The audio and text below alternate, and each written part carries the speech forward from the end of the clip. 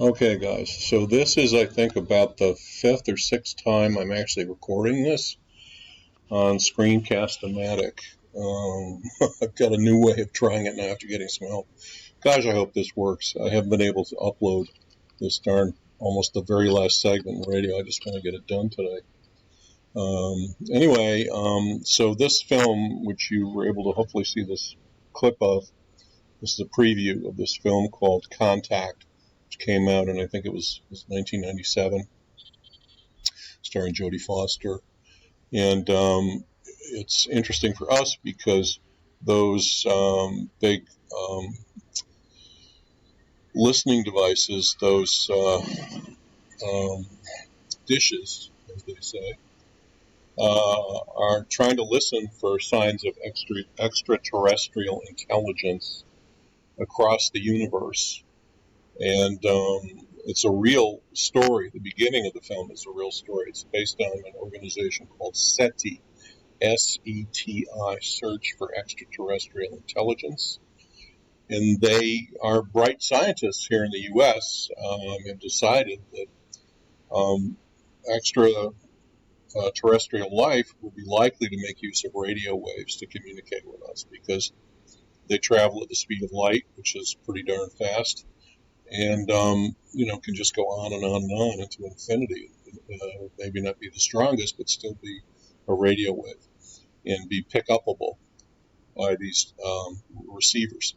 And in fact, in the movie, it gets kind of fanciful because she does pick up a radio signal, and it is images, and it turns into very kind of crazy, fun middle and ending for the film. But for us, it's interesting that even extraterrestrials like radio to communicate. Simple, economical, penetrates fast and far.